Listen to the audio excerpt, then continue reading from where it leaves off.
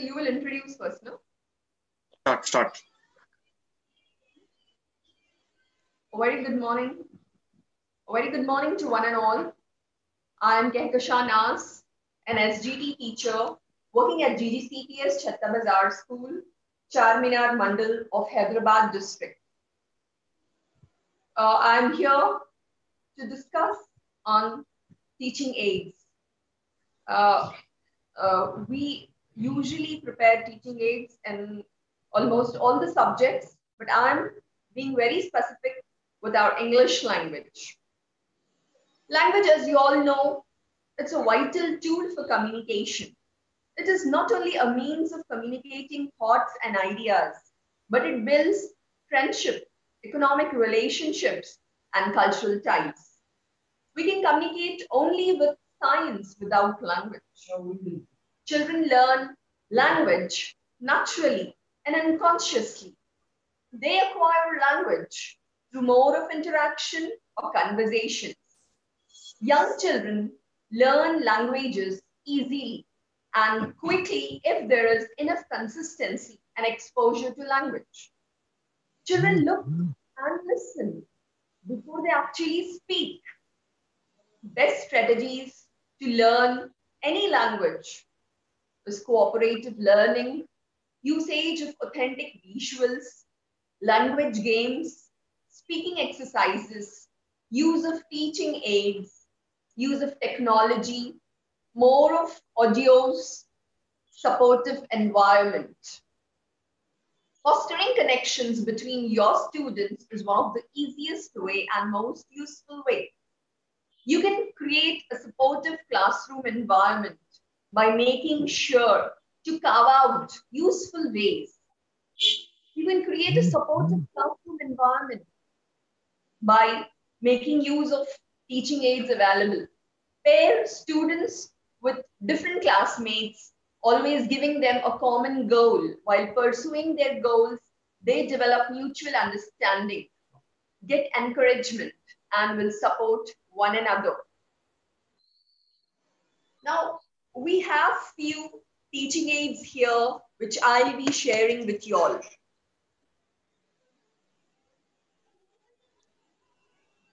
Now have a look at this picture. When there is a picture, it's a very good teaching aid to teach our students in an effective way. You show the picture to the students and you interact with them. And there, you need not worry what they may say. You may ask them to point out what all do they see in the picture. Children look at every nook and corner of the picture and they come up with their vocabulary. Even if the children respond to you in the language they know, you just megaphone that to English and you make a note on the blackboard. If they look at the picture and say that it is a picture of a house, you can write down the words on the blackboard. Write all the possible words told by the students on the blackboard. The first thing is, when you give importance to what the child have responded to you, it gives them immense confidence.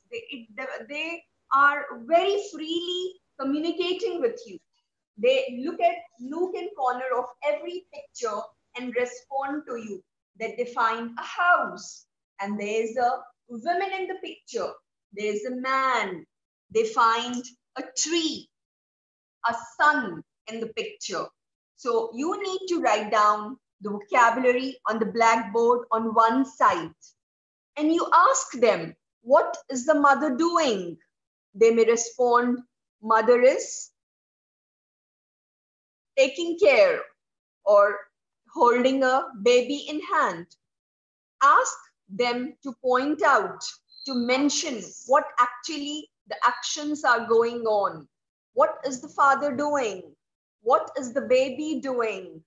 So write the action words related to the names exactly opposite to it. And once they tell you what the word, the people in the picture and the action words, you ask them to frame a sentence. Mother is holding a baby. They come up with simple sentences. If they are not able to respond in English, they may tell you in their mother tongue. And you need to megaphone the same thing and write it in English on the blackboard. And I don't think that almost all the children may not respond in English, but there are few students who starts to speak.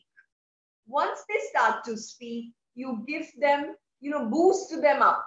You tell them to come up with ideas and keep them appreciating for every response. Never tell them that they have made any error. Don't point out their errors. Now we have a picture here and you can show that picture to the whole class again. When you finish with one picture, you have to do it consecutively for 3 days. That picture needs to be interacted to the whole class first. So that picture should be a big one. Then you need to ask children to do in groups, and that is something very nice. Pair work, they do more better with interaction with their peer groups. Then you can give that picture directly to the individuals and ask them to write sentences, few sentences, either describe the picture or write conversations or, write a story about what's going on in the picture. So every picture can be shown to the whole class, then can be given in groups. You can pair up, then you can ask them to do it individually. Each picture can be taken up for more than 3 days or 3 days. Now there's a picture here. You can show these pictures to the class and it can have more of interaction. Need not do the picture work every day. You can take up a picture for 3 days and then you later on carry on out with some other activity. Now, since I have few big pictures with me, so I am showing you so that you may also make, make a big picture. You can take a big print out of it and show it to the whole class so that everything is very clear to them. If the picture is in their book, then definitely they can make use of the picture from their book.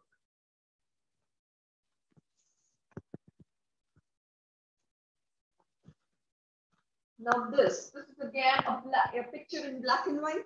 You can make it into a color one.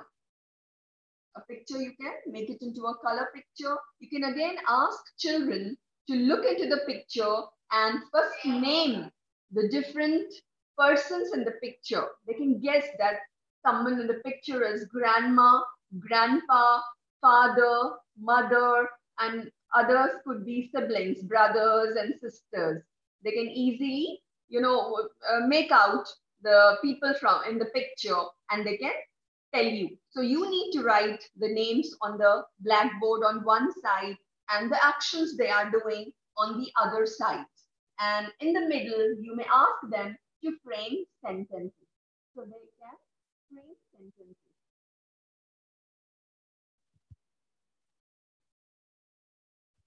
Now there is one more picture here. This picture also have scope for interaction. They can describe the picture, describe each and every, you can ask them to describe the picture, and then you can ask them to write a conversation between two characters. Now when a child is in class 3, he will be able to write conversation between two. A child is in class 4, he will be able to write the exchanges for a conversation for about 4 exchanges.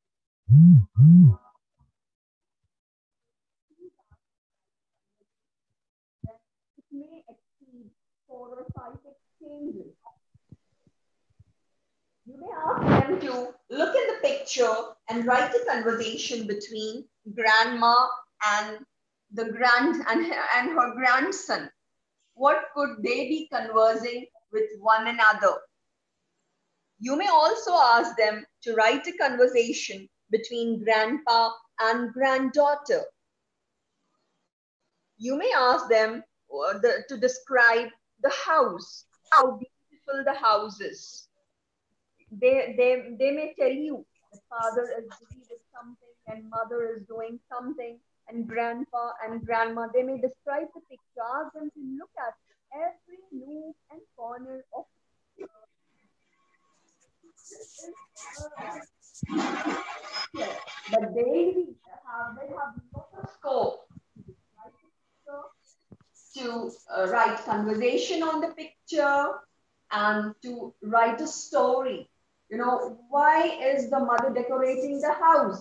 Why does a father sit near a stove? What is he doing? What function it may be? What is going to happen? You just make them curious, and children are very curious. When you give them ideas, they come up with more ideas and they express those ideas in a better way.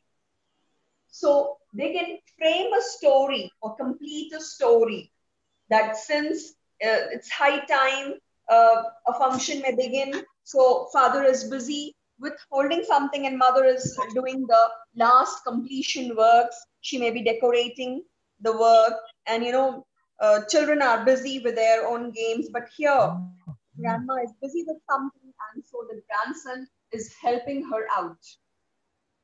You can take a picture in different ways, but here, in a big picture, almost 3 types of discourses can be done, usually from class 3 to class 5. And these are the simple ones, and they are very useful for children.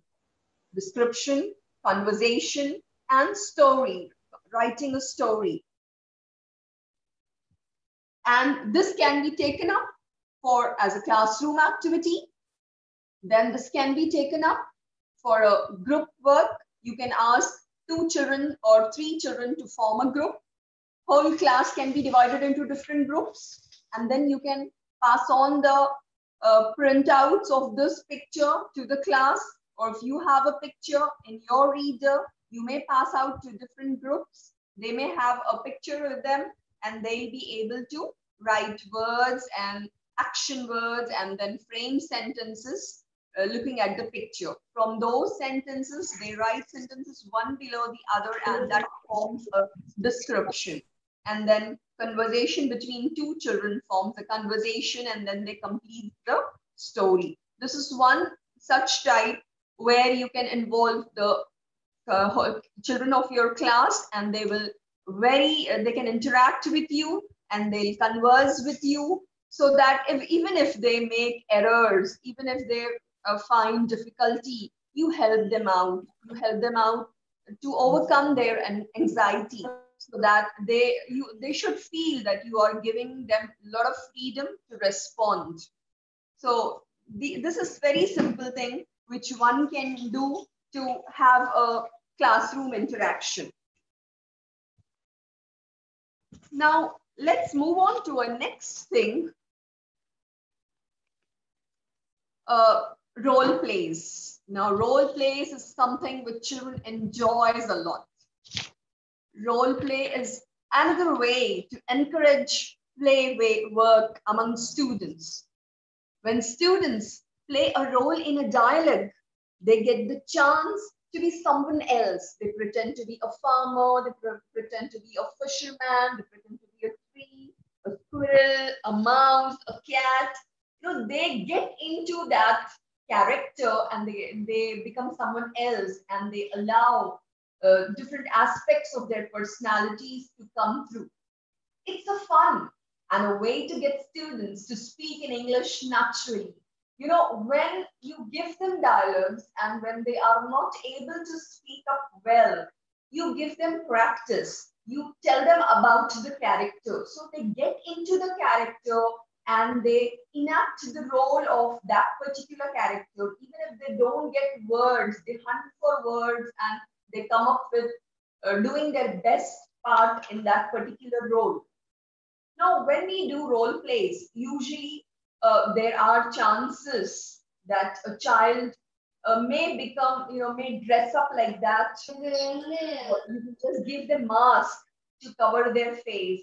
Like if they are uh, doing a character of a tree, like if there is importance of a tree to be fed, a child can wear a mask of a tree, or you can just ask him to cover his body with leaves or stem of a tree and become a tree. That also can be done. That also would look very natural. Or else, in simple way, if you just can take out a printout of a tree, you can just make a mask sort, and they may wear it and wear a green dress. So that gives a look of a tree, and hence he can play the character of a tree. Now, in one more lesson, there is about Ammu and Bittu, where a character Bittu can be, a girl or a boy can become Bittu and wear a mask and speak the dialects of what Bittu would say. I think it is what is a tree lesson, most probably in class 4. They'll be able to play the characters. So this mask can be used for that particular character, or it's up to you. You can just form a story and ask them to give them some dialogues and ask them to, role play it. Now there's a lesson in class 3 about a hen who works very hard. Maybe in class 3, the little red hen. One can play the role of hen and how she does strenuous work and to grow, but nobody comes, no, none of his friends come out to help, not the cat and not the duck, nobody helps. But when it's the time to, eat, when a time to reap the crop or to have the food, everyone rushes up. So then she teaches them a lesson. So this is a drama which you can do it. This is a role play. They can play the roles of different characters. It's in class 3 that can be done. And when children, they become a cat or a hen, they usually, they are very excited about it. They keep on, meowing and move around and say that I'm a cat. And they are never angry if you even give them a role of a pig. In one of the characters, I think in pancake lesson, there's a pig. So they don't think that, no, this is not a good animal. I don't want to be a pig. They won't say that. But they get into the character and play the role of different characters. Like we have, in class 4, we have a pancake. So one can become a pancake and others can take up the role of a hen, a duck, and a pig. And they can enact the different roles and, learn those dialects. Even if you don't have any such role plays or any such thing, you can just ask them that they can one become a lion or a mouse and what do they usually do, or they can just tell some stories about it, a cow. They can just wear the mask and do the roles of different animals. Like we have for an elephant, you can just ask them to describe how an elephant is, or if you are an elephant, how will you describe yourself? So they are very energetic to say that I have a big trunk and a huge body and flap-like structures as ears and then a small tail. They describe themselves. It is just you have to give them more scope to speak up. Whatever they say. Now, like they usually see dogs on the roadside, or they usually see dogs taking care of houses. So now, if you are a dog, then how will you describe yourself? So they can just wear the mask of a dog, and they'll describe that they are the best ones whom the owners are really happy to have them, and they believe in them, and they trust them a lot and ask them to take care of their houses. So they are always awake the whole night. If there are any sounds, they wake up. So a child has to describe how a dog takes care of house, or how he is. Description of themselves wearing these masks. Or else, there's one more thing. As such, when you tell a story, you can, make use of some models, like I have a model of a lion in my hand. When a lion speaks, you can just move your hand and you show the character, ask them to look at it and speak the characters. Like when a when a lion sees the mouse coming and just moving about on its body, roaming here and there, then how a lion responds.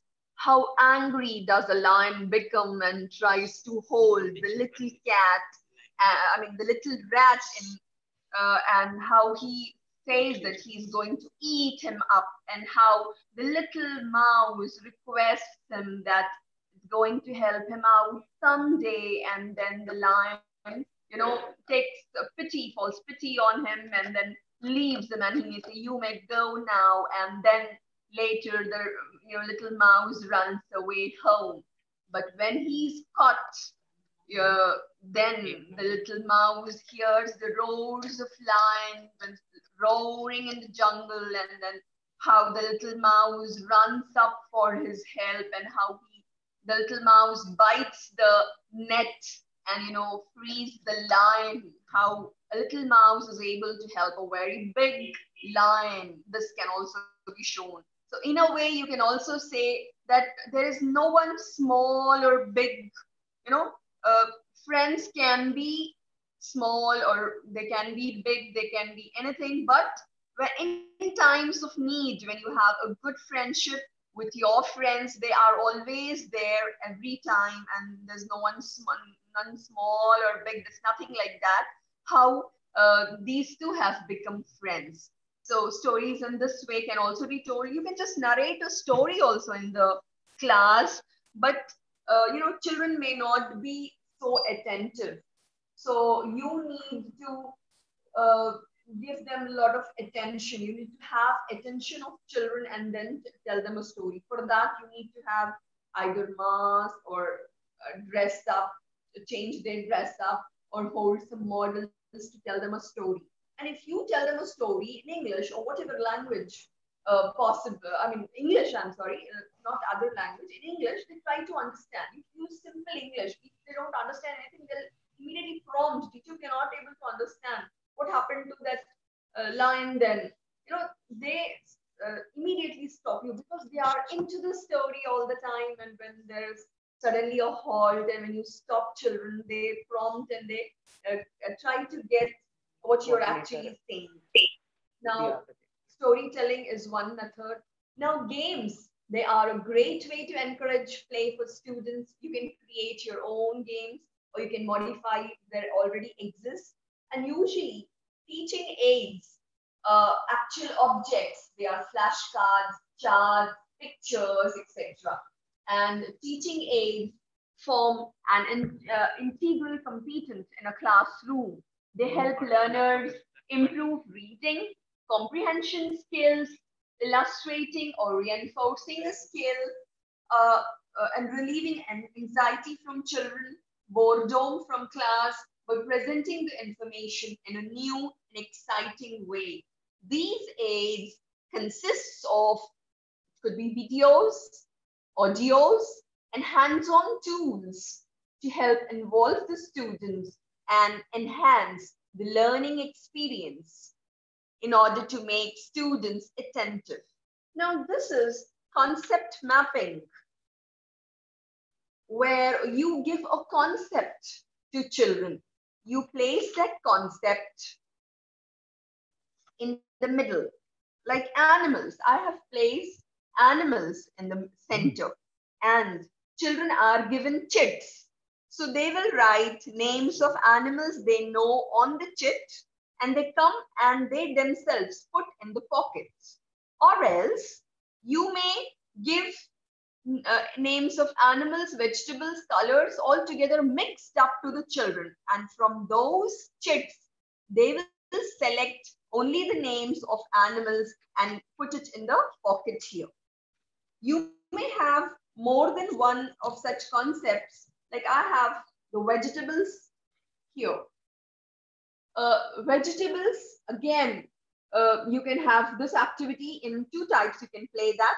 You can either give them chits to write names of either animals or vegetables and come and put them in the respective pocket, or you can just mix them up and ask children to search from that and come and put it in the pockets. And time should be given. It can be played in the form of a game. You mix all the chits together and you ask children to put it in the pocket in so and so time. In this much time, if you do it, you will stand first.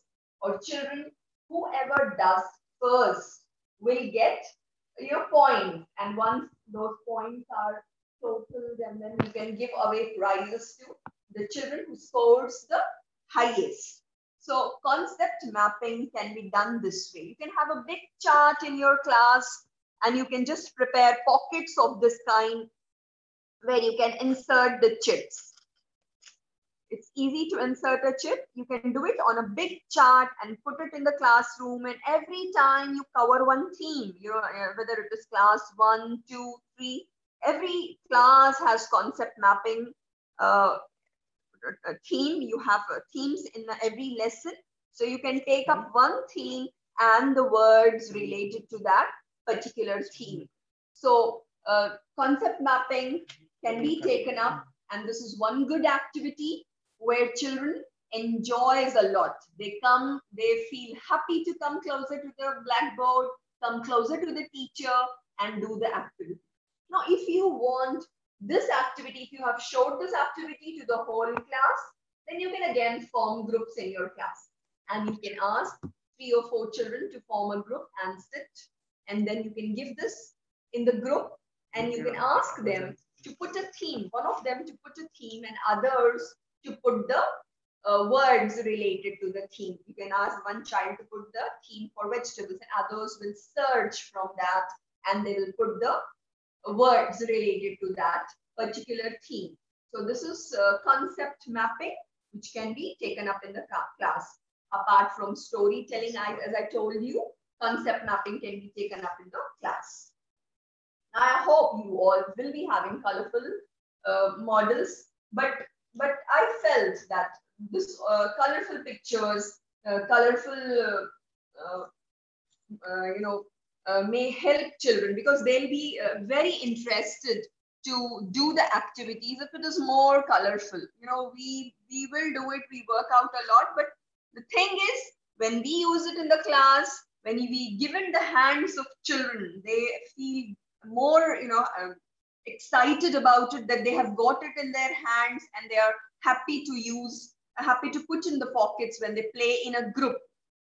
Every child wants to play first. I'll do it. I'll see how much time I'll complete in putting in the pockets. You can take it up as a game. Whenever you enter the class, you can say, let's play the game for concept mapping. Today's concept, I'm going to take up this. Or today's concept, I'm going to take up animals. Or it could be vehicles. You can have everything handy with you. If you are taking for vehicles, you need to prepare the chits or you need to ask children to write on a paper, okay, related to vehicles. They can write it on a paper and they can, you can keep that ready and then they play in the group. Okay, if it is not taken up in the class, that can be done in a group. Or else you can also have you can ask them to put the grams, like green gram, in a box where it is written gram. So you can put that green gram in the green grams pocket, and you can have gods. Gods, a bottle god, bitter god, rich god. You can have some boxes like, or you can use the waste tiffin boxes or empty bottles or empty open bottles. You can ask them to put it in that respective uh, box. Like we have bottle god, rich god. These are all vegetables. So you have not written god here. You will write it on the box. So they have to select which is the gods, which are pulses and which are vegetables. They have to separate it. Rich god, we have the bitter god, and this is again a gram. Then snake god. Then here they are grams: Bengal gram, green gram, horse gram, red gram, and black gram. So they will put these in the respective pockets. So you can make them colorful. You can make them in a different way if you want, and they can separate it out. Or you can again put in the concept map also in that same chart. You can put God in between and ask them to uh, put on the different vegetables in that. Then you can also ask them healthy foods and junk foods. You can ask them to separate it out from this.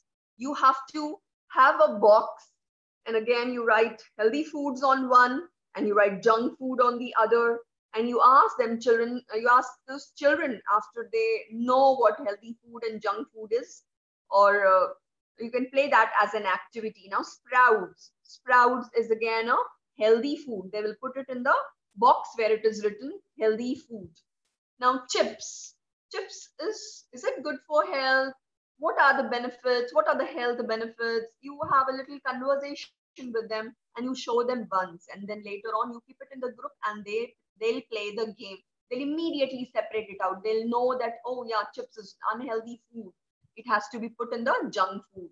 Then they have ice cream. Is it beneficial? What are the benefits of ice cream? Then they know that it is an unhealthy food and they put in the junk food one. And salads, we have cucumber, carrot, onions, tomatoes. All these are good in minerals, and they have a lot of vitamins. So they need to be they are protective foods, though. So they need to be put up in the healthy food box. Then we have pizza. Pizza, is it beneficial? What are the health benefits? Once they decide and they talk about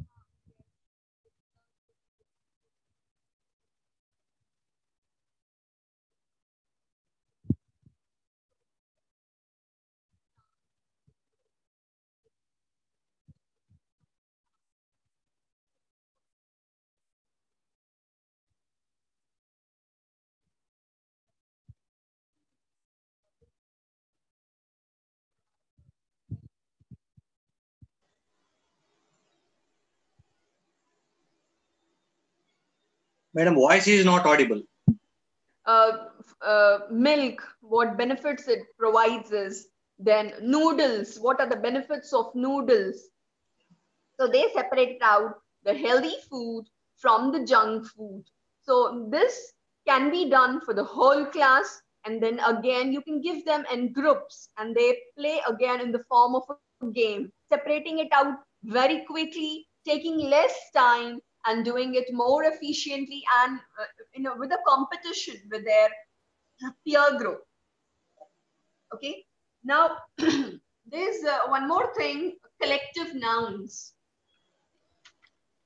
Collective nouns, which we usually have uh, where children learn in a more better way. They usually know nouns, but collective nouns, when so many animals or so many birds are seen together, or so many things put together, they form collection of things. They are collective nouns. So they separate out the things. Like when we have number of ships together, what do you call when there are many ships together? You call it as fleet. Okay. Similarly, when there are many people together, you call it as a crowd.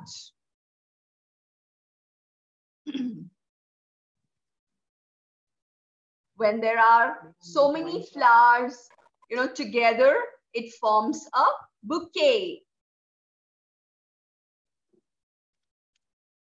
When there are many wolves together, you call it as pack, a pack of wolves. When we have many sheep together, you call it as flock. Okay, you call it as flock. When there are many trees together, it forms a clump of trees. So this activity you can give to the children, and you may ask them, see, I'm jumbling it up. I'm not keeping it together. I'm just jumbling it up, and you are given, so much time. And in that time, you need to separate out sheep and flock. You'll keep together. Then wolves and pack. You'll keep together.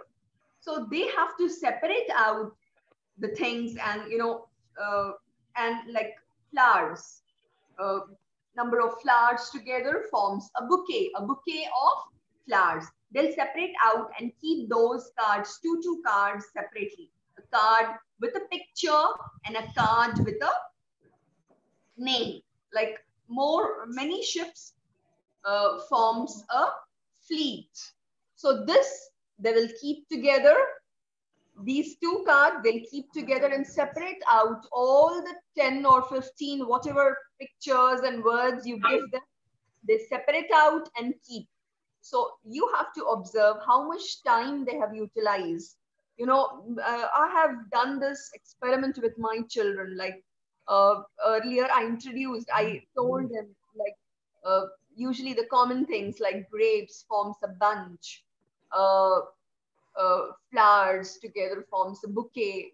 So they knew few things, but every child in the class were so interested, so enthusiastic to play the game. The moment I entered the class, I said, "Teacher will play game." I was so confused. Game? I thought they want to go out and play either badminton or caroms. I said, "Game? No, we'll see to it." "No, teacher, yes, the game which we played, that we are going to play first." So many participated, but we were left, so we will participate. We will do it. We'll separate out the cards and do it in less time. So I felt very, very happy, because this concept was a bit difficult. I felt when I was just teaching them on the board, I couldn't make them, how to link ships together, forms fleet, how I should make them teach. So it was a bit difficult for me.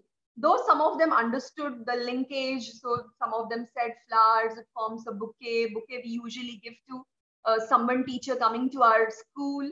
I said, yes, sir. HM always ask us to pluck some flowers from the trees and make a bouquet. And that original bouquet you give to the chief guest. You all remember that is called a bouquet. So they knew few things. But these are the other words which are a bit difficult for them to, memorize. Uh, but what I felt was this game pretty helped me a lot in learning. Now, most of them are aware that many soldiers, of course, forms the army. Some children, they were not much aware of the words written, but then they understood. I really, I can tell you, I'm so much confident that many children who were not aware to read also but playing this game, they were aware that soldiers forms the army, and they were very easily matching those cards and keeping them separate. So there are games, you can make your class more colorful, more interactive, and children who, always try to hide from the teacher, they come close to you, they come close near your table and they say, "Teacher, we want to play the game." So I only call those children I just call out their names and then ask them to stand in front of me, and the whole class can observe how much time they are taking. And others will say, after completion, they'll say, teacher, he has matched the wrong picture with that word. There is a wrong matching done by that child. So they are very keen observers. They not only observe the picture and the word, they also look for the time. Teacher, they are taking so much time. He has taken one more second. I have completed in so many seconds, but this child has taken more time. So in a way, it is a sort of competition like, and you can convert your English class into a game class. So they not only learn, they enjoy, and they are really benefited by this game. In this way, they learn. These are not only the words from the reader, they have been taken from Google, and I wanted them to know more of collective nouns. I should not restrict them to what is given in the reader. I should give them more of collective nouns, because everything can't be put up in the reader or the text which they are provided. You have to give them some more words so that they become perfect with more of collective nouns. Okay, so this is one such activity which also I have tried in my class, and I felt very benefited with it. So I would like to ask you all also to please, it's better if you play it in the form of a game in your class. Now I have one more teaching aid with me, which is also colorful. And when they have already learned, they already know the names of animals, now they can play the game through which they will come to know the names of animals and their young ones, or names of birds and their young ones. So I have a teaching aid of this kind. Now, this is a teaching aid in which I have written the names of animals on the pockets itself, and I will give them, just remove these, and I will give them in their hands, and all clubbing, they have to select from it and put in the respective pockets. Like you find the word sheep written here. So these children, amongst so many names of young ones of animals or birds, they will take out lamb, and the young one of a sheep is called a lamb. Young one of a cat is called a kitten. Young one of a duck is called a duckling. Young one of a horse is called a colt. Young one of an owl is called an owlet. Young one of a hen is called a chick.